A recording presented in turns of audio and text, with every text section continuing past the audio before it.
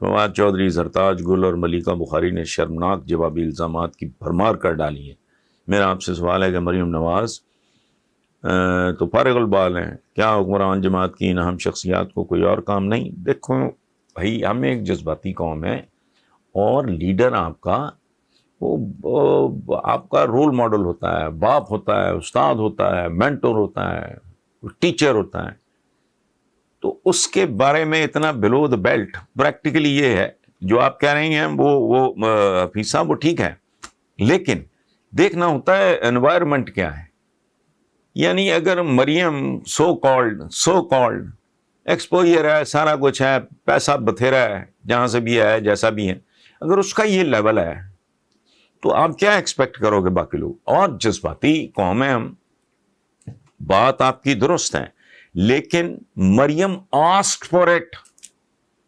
ہمارا جو محاورہ ہے نا کہ چھاج تو بولے، یہاں تو چھلنیاں بھی بولتی ہیں۔ سو اگر آپ کرو گے اس طرح کی حرکت تو ہمارے ہاں تو پھر ظاہر ہے اینٹ کا جواب پتھر سے دینے کا رواج ہے، اور معاملہ سینسٹیو بہت ہیں۔ آپ کسی کا جو لیڈر ہے، ان کا وہ آئیڈیل ہے، ان کا وہ رول ماڈل ہے، ان کی وہ انسپریشن ہے، آپ اس کے اگر گھر میں کنکر پھینکو گے تو تمہارے گھر میں چٹان گرائی جائے گی۔ بات اصولاً آپ کی ٹھیک ہے کہ اگنور کر دیتے ہیں، لیکن وہ ہمارا ابھی وہ لیول نہیں ایز اے سوسائٹی۔ میں کسی انڈیویجول کی بات نہیں کر رہا، حالانکہ فواد چودھری، میں زرتاج گل وغیرہ کو تو نہیں جانتا، ملیکہ بخاری وغیرہ، فواد چودھری صاحب بہت بیلنس، بہت مدلل، سالڈ بات کرنے والا بندہ ہے۔ وہ انفارمیشن منسٹر ہے، یہ کیسے ہو سکتا ہے کہ آپ منہ اٹھا گئے جو آئے تم بولتے چلے جاؤ؟ نہیں، جیسے کو تیسا والی بات ہے۔ It is very unfortunate but it is there. سوال ہے جی، بڑا امپورٹنٹ سوال ہے، بھیجنے والے ہیں عمران حفیظ اسلام آباد سے۔ وہ کہتے ہیں جی ہمارے سیاستدان ہر ایوان کو مقدس کہتے ہیں، وہاں پر عوام کا، قوم کا خون چوسنے والے بیٹھے ہوتے ہیں، پھر ہم اس ایوان کو کیسے مقدس مان لیں؟ یہ خود وہاں پہ گالی گلوچ کرتے ہیں، لڑتے ہیں، کوئی اور بات کرے تو کہتے ہیں مقدس ایوان کی عزت خراب نہیں ہونے دیں گے۔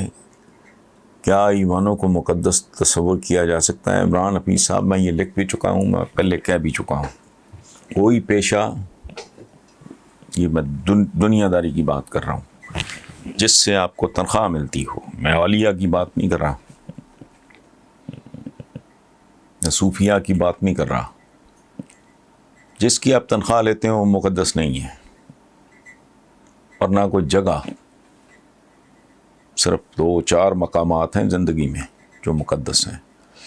میں ان کا بھی احترام کرتا ہوں، ویٹیکن ہے، وہ کرسچنس کے لیے بہت مقدس ہے، مندر ہے وہ ہندوؤں کے لیے بہت مقدس ہے، بنارس میں نہیں گیا لیکن وہ احترام۔ ان کے علاوہ جہاں مخلوق اپنے خالق کی تلاش میں، یہ جو امرتسر میں ماتھا ٹیکا ہوا ہے، وہاں سلام کرنے گیا تھا میں، تو گولڈن ٹیمپل جسے کہتے ہیں، تو جہاں مخلوق اپنی عقل، سمجھ، فہم، پیدائش کے مطابق،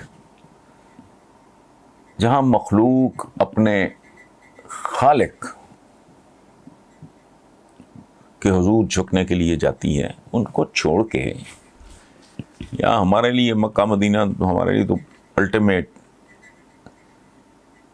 دنیا میں نہ کوئی مقام مقدس ہے، نہ دنیا میں کوئی تحریر مقدس ہے، آسمانی تحریروں کے، الہامی تحریروں کے علاوہ کوئی تحریر مقدس نہیں، کوئی مقام مقدس نہیں، کوئی شخص مقدس نہیں۔ دیکھنا یہ ہے اس کا رول کیا ہے، اس کا رویہ کیا ہے، اس کا کیریکٹر کیا ہے۔ استاد ہے، ایک مفتی ہے، فتویٰ دیتا ہے، استاد ہے، پڑھاتا ہے، جج ہے، منصف ہے، انصاف کرتا ہے تو مقدس ہے۔ نہیں کرتا تو منحوس ہے. ایک جگہ ہے یہ ابھی جو مفتی صاحب پکڑے گئے, پہلے بھی پچھلے دنوں بھی کو تھے, یہ کیسے مقدس ہو سکتے ہیں؟ استاد ہے اگر بچوں کو نقل کراتا ہے یا پریشر ڈال کے بلیک میل کر کے ٹیوشن, تو وہ کیسے مقدس ہو سکتا ہے؟ سپاہی ہے وطن پہ جان نچھاور کرنے کے لیے تیار اور پیٹھ نہیں دکھاتا تو مقدس ہے. اور میں تو یہاں تک میرے پاس ینگسٹرز آتے ہیں بہت, خاص طور پہ میس کمیونیکیشن کے پرائیویٹ یونیورسٹیز کے یہ وہ بچے, تو میں کہتا ہوں کہ زندگی میں اپنے کام پہ فخر کرو. تم اگر خاک روب ہو اور اپنا کام دیانتداری سے کر رہے ہو تم مقدس ہو, تمہارا کام مقدس ہے. میں اگر ایک باورچی ہوں اور کام میں پاکیزگی, خوبصورتی اور ذمہ داری سے کر رہا ہوں, میں ایک چوکیدار ہوں اور پوری رات میں نے آنکھ نہیں جھپکی اور میں ویجیلنٹ رہا, میرا تو چوکیدارہ مقدس ہے. ایک جج ہے اگر وہ بیکا ہوا ہے تو وہ کیا مقدس ہے؟ ایک استاد ہے پڑھائی نہیں رہا, یا حرام کھا رہا ہے, یا پرچے لیک کرا رہا ہے, یا کوئی ایسی حرکت. جگہ مقدس نہیں ہوتی, ایمان مقدس ہے. دیکھو اگر یہ کچی گراؤنڈ میں بیٹھ کے قانون سازی کریں اور ذمہ داری کریں اور دماغ لڑائیں اور ان پہ کوئی انگلی نہ اٹھا سکے, کوئی یہ نہ کہے کہ یہ 50 cc ہونڈا سے اٹھ کے یہ V8 تک یا مرسیڈیز تک کیسے پہنچ گیا, کوئی, تو وہ میدان مقدس ہے. ورنہ ایمان کیا مقدس ہے؟ وہاں اگر تم گالیاں دے رہے ہو, اس کو ایکسپلائٹ کر رہے ہو, اس کو مس یوز کر رہے ہو, کیسے مقدس ہو گیا؟ آئین مقدس ہے, کیسے مقدس ہے؟ آئین شائن مقدس نہیں ہوتا ہے, صرف الہامی کتابیں ہیں. حضور کے فرامین ہے میرے لیے, وہ مقدس ہے. تمہارا لکھا ہوا بندوں کا بنایا ہوا کاغذ کا ٹکڑا کیسے؟ تمہارا تو آئین کہیں اور لکھا ہوا ہے. میں نے پی ٹی آئی کو یہ سلوگن دیا جو سال ہا سال 1 2 4 نہیں, ان کے لیٹر ہیڈ پہ تھا, حکم اللہ کا, قانون قرآن کا, رستہ رسول کا. ختم. حکم اللہ کا, قانون قرآن کا.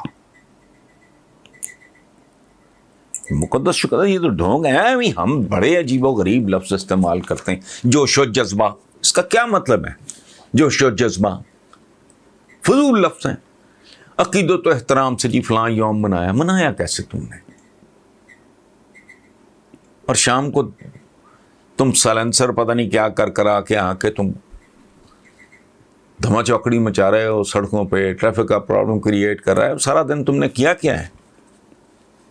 لیکن عقیدت و جوش و جذبہ, بڑی ہم زندہ قوم ہیں, بڑے غیرت مند. اچھا بچہ تمہارا جو ابھی پیدا بھی نہیں ہوا وہ بھی مقروض ہے یار, تو جانے دو حقائق پہ. اور جو کہتے ہیں جی پتہ نہیں, پڑھایا نہیں, بتایا نہیں. میں نے چند دن پہلے چند حدیث کوٹ کی ہیں, کتاب ہے انیلا خالد صاحبہ نے لکھی ہے, 40 حدیث ہیں. تو میں نے اس میں لکھا, میں نے کہا ان میں سے تو 40 میں سے 4 بھی نہیں, 1 کر لو. حضور کے پاس ایک بندہ گیا, جی میرے میں یہ بڑی کمزوریاں ہیں لیکن میں اتنا کچھ چھوڑ نہیں سکتا, میں کیا؟ تو آپ نے کہا اچھا تمہیں جھوٹ بولنے کی بھی عادت ہے نا؟ تو انہوں نے بتایا, اس نے کہا جی ہاں. آپ نے کہا جھوٹ چھوڑ دو, باقی سارے ایپ چھوڑ گئے. تو یہ باتیں سن کے ہم جوان ہوتے ہیں, چاہے ہم جاہل ہوں.